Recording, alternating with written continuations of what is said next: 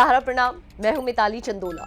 हर बार मैं अपने डार्क शीट के एपिसोड में technology fraud, technology crime, crime against women, इन तमाम मुद्दों पर बात करती हूं और मेरे साथ मौजूद होते हैं सरकारी अधिकारी जो आपका ज्ञानवर्धन करते हैं।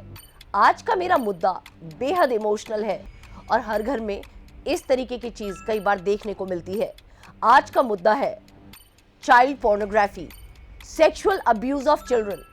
अमूमन हमने देखा है कि जब भी एक मासूम बच्चे के साथ कुछ गलत होता है तो हेडलाइन बन जाता है, एजेंसीज एक्टिवेट हो जाती हैं, कोर्ट भी उस पर स्पीडी ट्रायल करता है। लेकिन सबसे बड़ी बात है, जो क्राइम रिपोर्ट होता है वो सबकी नजर में आता है। न जाने कितने ऐसे मासूम बच्चे हैं जो घरों में इस चीज का शिकार हो रहे हैं और उनकी चीखें वहीं दफन हो जाती हैं। बने रहिए मेरे साथ अगले आधे घंटे तक। देखिए ये खास पेशकश डार्क शीट।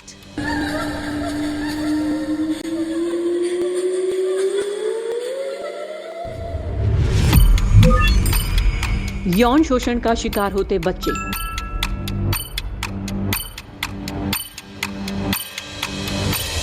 हर 15 मिनट में एक बच्चा यौन शोषण का शिकार। चिंता, क्या सुरक्षित हैं आपके बच्चे?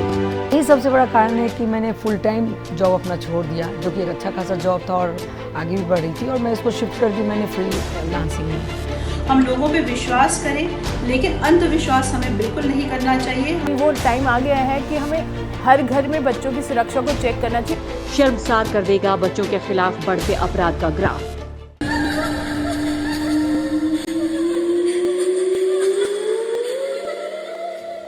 सबसे घिनौना अपराध आज की तारीख में अगर बात की जाए तो चाइल्ड पोर्नोग्राफी का है। देखिए ये रिपोर्ट। एक सर्वे के अनुसार भारत जैसे विकासशील देश में हर 15 मिनट में एक बच्चा यौन शोषण का शिकार होता है। ये बेहद ही शर्मसार करने वाली बात है। हम अपने बच्चों तक को सुरक्षित नहीं रख पा रहे। बाल अधिकारों के लिए काम करने वाले गैर सरकारी संगठन क्राई के एक विश्लेषण के मुताबिक भारत में हर 15 मिनट में एक बच्चा यौन अपराध का शिकार बनता है और पिछले 10 सालों में नाबालिगों के खिलाफ अपराध में 500% से ज्यादा की वृद्धि हुई है।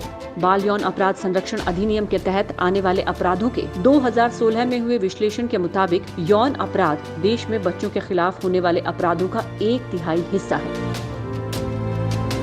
जितने भी सेक्सुअल अब्यूज के केसेस होते हैं जी, वो घर से ज्यादा शुरू होते हैं। आधे से ज्यादा मामले इन राज्यों में। रिपोर्ट के मुताबिक बच्चों के खिलाफ अपराधों के मामले में 50% से ज्यादा मामले महज 5 राज्यों में दर्ज किए गए। इनमें उत्तर प्रदेश, मध्य प्रदेश, महाराष्ट्र, दिल्ली और पश्चिम बंगाल शामिल हैं। 500% मामले 10 सालों में बढ़े। पिछले 10 सालों में नाबालिगों के खिलाफ अपराध में 500% से ज्यादा की वृद्धि हुई। 2016 में 1.06 लाख मामले सामने आए, जबकि 2006 में ये संख्या 18,967 थी। यूपी सबसे आगे। बच्चों के खिलाफ अपराध के मामले में यूपी 15% मामलों के साथ सबसे ज्यादा है। अभी वो टाइम आ गया है कि हमें हर घर में बच्चों की सुरक्षा को चेक करना चाहिए। इस तरह के कोई आइडियाज निकालने चाहिए। हैकर्स बच्चों को बना रहे हैं अपना शिकार। साइबर क्राइम के बारे में करें जागरूक। चाइल्ड सेक्सुअल अब्यूज, ऐसे में जो बच्चा विक्टिम होता है उसके लिए तो एक मानसिक उत्पीड़न की बात होती ही है, लेकिन सबसे ज्यादा चिंता का विषय होता है एक माँ के लिए। मेरे साथ इस वक्त मौजूद है न्यूज फोटोग्राफर अंजलि सिन्हा। उनसे जानते हैं कि आखिर किस तरीके की दिक्कतों का उनको सामना करना पड़ता है, क्या क्या सैक्रिफाइसेस वो करती हैं। अंजलि, सहारा समय में आपका खास स्वागत है। मेरा सबसे पहला सवाल आपसे ये है कि एज अ प्रोफेशनल वुमन आपकी बहुत सारी कमिटमेंट्स हैं और प्रोफेशनल लाइफ में भी हमेशा स्मूथ नहीं होती, बहुत सारी प्रोफेशनल टेंशन्स भी रहती हैं। उस पर एक ख्याल 24 घंटे बच्चे पर। जब इस तरीके की घटनाओं के बारे में आप सुनती हैं तो आप उसको किस तरीके से लेती हैं? यही सबसे बड़ा कारण है कि मैंने फुल टाइम जॉब अपना छोड़ दिया, जो कि एक अच्छा खासा जॉब था और आगे भी बढ़ रही थी, और मैं इसको शिफ्ट कर दी मैंने फ्रीलांसिंग में। क्योंकि लॉन्ग आवर्स में रियली बहुत चिंता होती है एज अ मदर। किस पे विश्वास करें, क्योंकि न्यूज़ जिस तरह से जब से न्यूज़ आने लगे हैं, प्राइवेट चैनल्स बढ़े हैं, तो बहुत सारी न्यूज़ आने लगी हैं छोटे छोटे जगहों की, जिसमें हम देखते हैं कि रिलेटिव्स भी इस तरह का कर रहे हैं, चाइल्ड अब्यूज़, पड़ोसी। कभी मैं तो ये इतना मैं अंदर से दहशत में होती हूँ कि मुझे कैब तक कैसे भेजूँ ड्राइवर को लेके, अगर स्कूल बस उसमें अभी नहीं है आजकल कोविड के कारण, तो वहाँ इस तरह की साइकोलॉजी मेरी हो गई कि मैं शिफ्ट कर रही हूँ कि मैं अब स्कूल के बगल में आ जाऊँगी।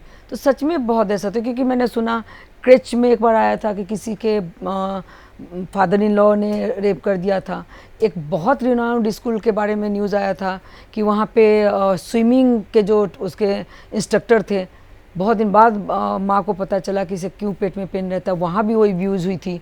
और लड़कियाँ तो लड़कियाँ, छोटे बच्चे भी। तो ये उन्हें हम कितना कैसे सिखाएं, कितना सिखाएं, क्योंकि हम कितना भी सिखाते हैं कि सिर्फ माँ पापा, बस 2 वर्ड बताना पड़ता है कि माँ पापा के अलावा आप किसी से भी ना खुलें। तो कितना उसको दबाएं। कोई से वो अगर मान लो घुलती मिलती है, अगला उसको 2 पल में या 2 दिन 4 दिन में कह दे यार हम भी तो आपके अपने हैं, वो कंफ्यूज हो जाती है, मुझसे क्वेश्चन करती है कि कोई मामा ही, मतलब आप मामा किसी करते हो, मामा मांगेंगे तो मैं दूंगी कि नहीं, चाचा मांगेंगे तो दूंगी कि नहीं, कोई पड़ोस में ऐसे मुझे टच करें, कैसे मैं उसको क्लियर करूँ। वो कितना भी अगर है कि आप बच्चों को समझाओ क्या प्राइवेट पार्ट्स है क्या नहीं है, बहुत नहीं समझ सकता 4, 5, 6 साल का बच्चा। तो माँ के रूप में बहुत दहशत होती है कि मैं उसको कैसे टैकल करूँ। और वो बहुत मुझे अपना जो पढ़ लिख के आप बनते हो वो सेक्रीफाइस करना होता है। हमारे समय के लड़के कहाँ चले गए, और हम मतलब कर रहे हैं काम, लेकिन छोटे छोटे टुकड़ों में आ जाते हैं। तो माँ के लिए एक बहुत बड़ी दहशत की बात होती है। बच्चा तो बच्चा, लेकिन हर माँ भी इस टेंशन से हमेशा जूझती है। लेकिन सबसे बड़ी बात यहाँ पर अंजलि एक ये आती है, जिस हिसाब से हमारी बातचीत हो रही है, केसेस रिपोर्ट हो जाते हैं, कई बच्चे जो होते हैं सेक्सुअल अब्यूज़ का जो है भुगतते हैं, परेशान रहते हैं, लेकिन घरों की 4 दीवारी से बातें जो है वो बाहर नहीं जा पाती हैं।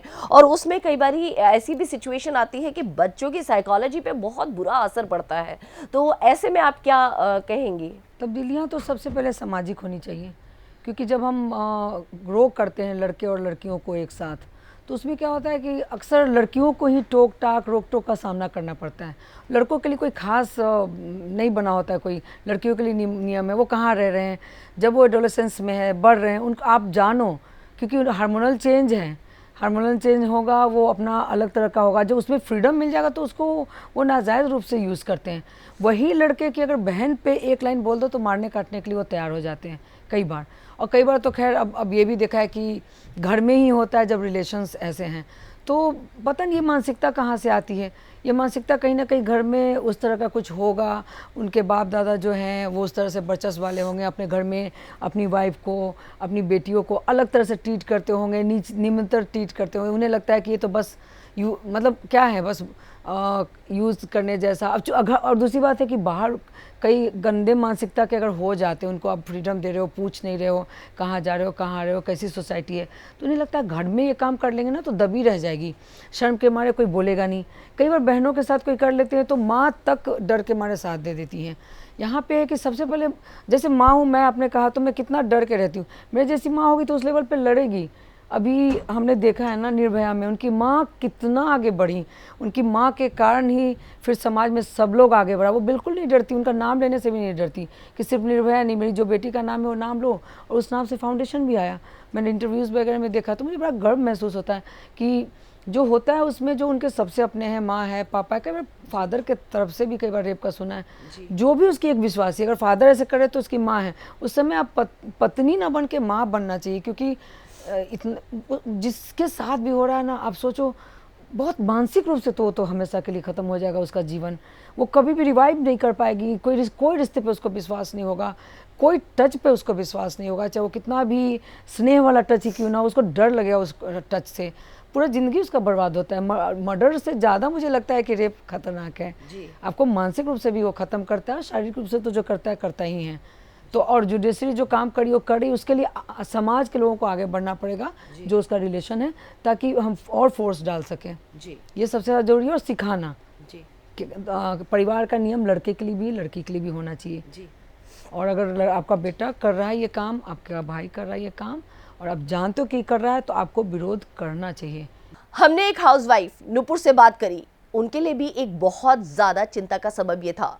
नुपुर, आपसे जानना चाहूंगी कि आप इस चीज़ को किस तरीके से देखती और लेती हैं। इसके लिए सबसे ज़रूरी चीज़ है सोशल अवेयरनेस की। हम बच्चे को गुड टच बैड टच जरूर सिखाएं, लेकिन साथ में पेरेंट्स को भी अवेयर होना चाहिए। हम लोगों पे विश्वास करें, लेकिन अंधविश्वास हमें बिल्कुल नहीं करना चाहिए। हमें अवेयर रहना चाहिए हमेशा, स्पेशली तब जबकि बच्चों के मुद्दे आते हैं। हमें हमेशा अवेयर रहना चाहिए। जब आप खुद इस चीज का विरोध करेंगे तभी इस तरीके के कृत्यों पर लगाम लगाई जा सकती है और मासूम बच्चे अपना बचपन एंजॉय कर सकते हैं, ना कि किसी मानसिक वेदना का शिकार।